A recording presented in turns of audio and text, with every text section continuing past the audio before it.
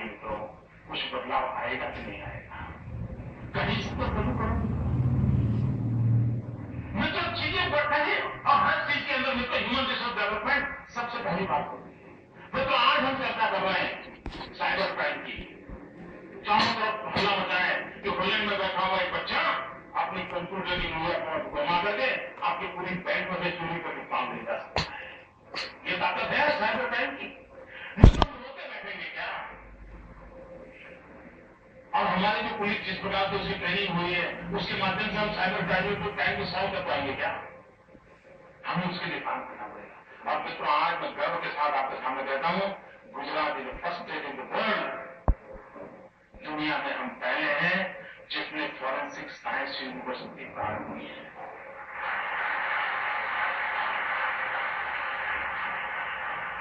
लेकिन मित्रों, कभी कभी क्या होता है, हम सुनते हैं, थोड़ा बहुत याद रखते हैं, थोड़ा बहुत भूल जाते हैं। मैं बोल रहा हूं फॉरेंसिक साइंस यूनिवर्सिटी, बराबर है? कल हमारे कांग्रेस के मित्र बयान देंगे, मोदी झूठ बोल रहा है, हमारी जगह पर फॉरेंसिक साइंस का कोर्स है, कितनी जगह पर फॉरेंसिक। मैं फॉरेंसिक साइंस का कोर्स नहीं बोल रहा हूं, मैं फॉरेंसिक साइंस यूनिवर्सिटी बोल रहा हूं। तो हर चीज में खेल चलता रहता है। और इसलिए मित्रों, क्या हम हमारी आवश्यकताओं के अनुरूप, देश के रिक्वायरमेंट के अनुरूप हम मानव संसाधन को तैयार कर सकते हैं? मित्रों, हम कहते हैं कि हिंदुस्तान बहुत फास्टेस्ट ग्रोइंग अर्बनाइजेशन हो रहा है, बहुत तेजी से शहरीकरण की तरफ हम आगे बढ़ रहा है। पूरा हिंदुस्तान आगे बढ़ रहा है, शहरीकरण हो रहा है। गांव से लोग निकल करके शहरों में बस रहे हैं। आप मुझे बताइए, पूरे हिंदुस्तान में अर्बन प्लानिंग की कितनी कॉलेजेस हैं? अर्बन इंफ्रास्ट्रक्चर की कितनी कॉलेज हैं? अर्बन मैनेजमेंट की कितनी कॉलेजेस हैं? अर्बन वाटर रिसोर्सेज की कितनी? नहीं है मित्रों, नहीं है। अगर हम देख रहे हैं कि बहुत तेजी से अर्बनाइजेशन हो रहा है, तो कौन रोकता है आपको कि उसके अनुसार एजुकेशन सिस्टम को खड़ा करो ताकि उस प्रकार का मैन पावर हमें उपलब्ध हो? तो हमारे देश की जनसंख्या बढ़ रही है, डॉक्टर उपलब्ध नहीं हो रहे हैं।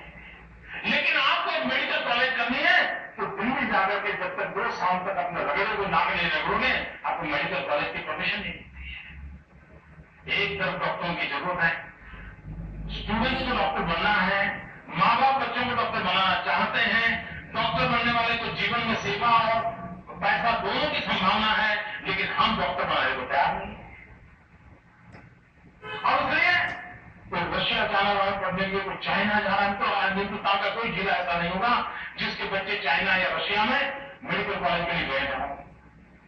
वो अरबों खरबों डॉलर हमारी हिंदुस्तान की करेंसी जा रही है, लेकिन हम एक होलिस्टिक अप्रोच लेकर के हिंदुस्तान के हर गांव को डॉक्टर मिले, इस प्रकार का मास स्केल पर डॉक्टरों के एजुकेशन के लिए क्यों आगे बढ़े? मित्रों, राष्ट्र को कहां ले जा रहा है? एक, समस्याओं का समाधान कैसे करना है, और दूसरा, नई ऊंचाइयों को कैसे पार करना है। उसके विजन के साथ ह्यूमन रिसोर्स डेवलपमेंट को हम कर देते हैं तो बाकी संसाधन खड़े करने की ताकत उस व्यक्ति में होती है। आप मुझे बताइए मत, यहां कोई भी व्यक्ति होगा, मैं सवाल पूछता हूं,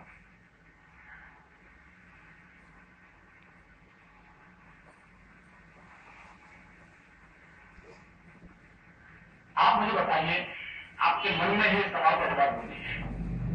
आपको कोई पूछे कि आपके जीवन की सबसे महत्वपूर्ण इच्छा क्या है,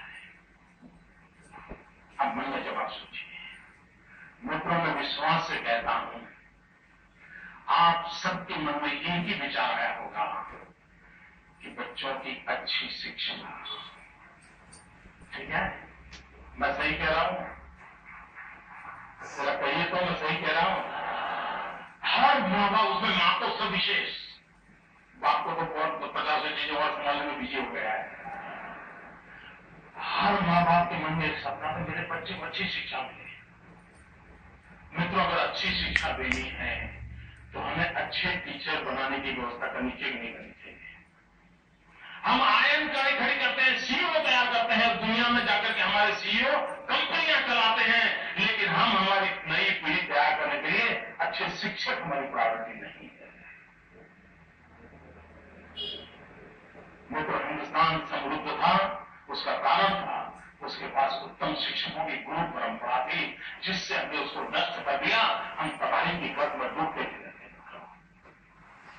और इसलिए किसी मित्रों, आप आज दुनिया में जाने का फैसला है, विदेश में जाना, विदेश में जाना, उसमें भी हम तय कर सकते कहां जाना। आज पूरे विश्व को मिलियंस ऑफ मिलियन टीचर्स की जरूरत है, मिलियंस ऑफ मिलियन नर्सिस की जरूरत है। दुनिया को मैथ साइंस के टीचर नहीं मिल रहे हैं। क्या हम टीचर एक्सपोर्ट करने का सपना नहीं देख सकते?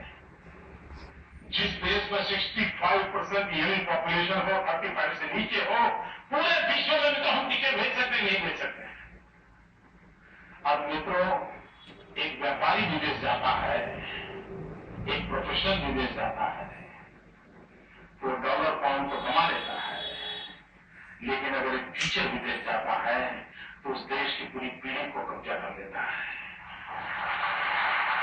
अगर आपका ग्लोबल विजन हो, मतलब हर विश्व के कोने में हिंदुस्तान का शिक्षक क्यों न हो, और हमारा शिक्षक जाएगा तो सिर्फ मैथ्स और साइंस लेकर नहीं जाएगा, वो हमारी इथोस को लेकर जाएगा, हमारे कल्चर को लेकर जाएगा, दुनिया को परिचित कराएगा, लेकिन सपना तो चाहिए। मित्रों, हमने छोटा काम शुरू किया, we are first in India. हमने Indian institute of teacher education university शुरू की है, जिसमें 12th के बाद भी अगर आपका एप्टीट्यूड टीचर बनना है तो आपको ग्रेजुएट होने की जरूरत है। वहां आइए, आपका टीचिंग प्रोफेशन नहीं ग्रेजुएशन होगा, पोस्ट ग्रेजुएशन भी नहीं होगा, 5 साल का कोर्स होगा। और मैं मित्रों सपना देख रहा हूं, जिस प्रकार से आईआईएम के अंदर कैंपस इंटरव्यू करके 2 करोड़ 3 करोड़ के पैकेज से सीईओ उठाए जाते हैं, वो दिन दूर नहीं होगा जब कैंपस इंटरव्यू करके लाख करोड़ों रुपया देकर के टीचर्स को मांग बढ़ेगी। वो स्थिति मुझे पैदा करनी है।